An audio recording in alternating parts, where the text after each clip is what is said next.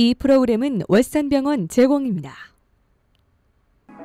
줄기세포를 이용한 질병 치료는 차세대 치료 방법을 하나로 관심을 끌고 있는 분야입니다. 과학이 점차 발전하면서 줄기세포를 이용해 질병 치료가 가능해졌습니다. 그렇다면 우선 줄기세포란 무엇인지 알아보겠습니다. 줄기세포는 우리가 태어날 적에, 그러니까 난자와 정자가 합쳐졌을 때 처음 생기는 세포들을 줄기세포라고 해요. 그래서 그 줄기세포들이 분화가 되면서 귀가 되고 코가 되고 입이 되고 여러 가지 이제 조직으로 세분적으로 분화가 되는 거죠. 그래서 이제 일단 뭐 예를 들어서 췌장이라든지 아니면 뇌세포라든지 이렇게 일단 분화가 되면 그때 그 조직들이 그 선택된 부어진 그 역할을 하게 할 수 있는 것을 줄기세포라고 그럽니다. 웨스턴 병원에서 하는 줄기세포는 배양되는 줄기세포가 아니고 자기 몸에 그 지방세포에 붙어있는 줄기세포를 축출해서 그 자리에서, 그러니까 시간이 한 1시간이나 2시간, 3시간 정도 걸리는데 그 동안에 축출을 해서 직접 자기 몸에 투여를 하기 때문에 부작용이라든지 또 한때 큰 문제가 됐던 윤리적인 문제 이런 게 없는 거죠. 그래서 자기 세포를 받기 때문에 그 거부 반응이 없어서 말하자면 거의 부작용이 없다고 이렇게 생각을 하시면 됩니다.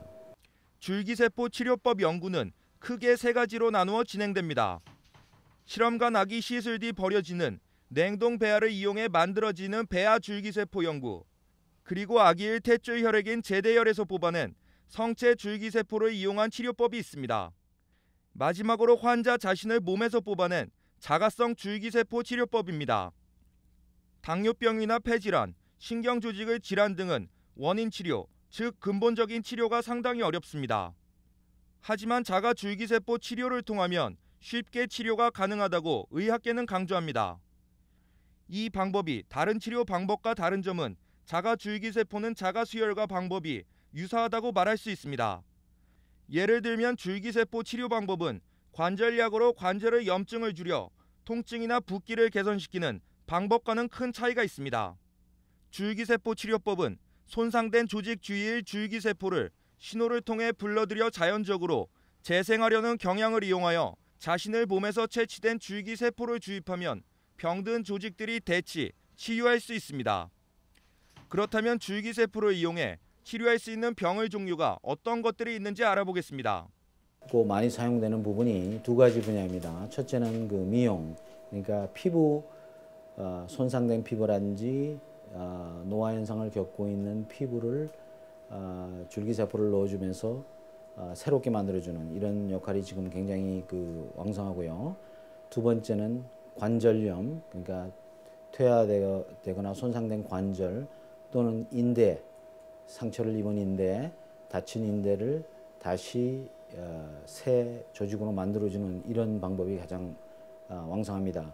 하지만 그 외에도 우리가 줄기세포가 아까 말씀드린 대로 어느 세포로도 변할 수 있는 이런 성질을 가지고 있기 때문에 그것을 이용해서 파킨슨스병에도 여러 번 나와봤고, 물론 관절이나 이런 게도 많이 나와봤지만 또 아토피성 피부 문제 또는 뇌나 신경 손상이 있는 분들한테 여러분들에도 많이 시술이 되고 있는 편입니다.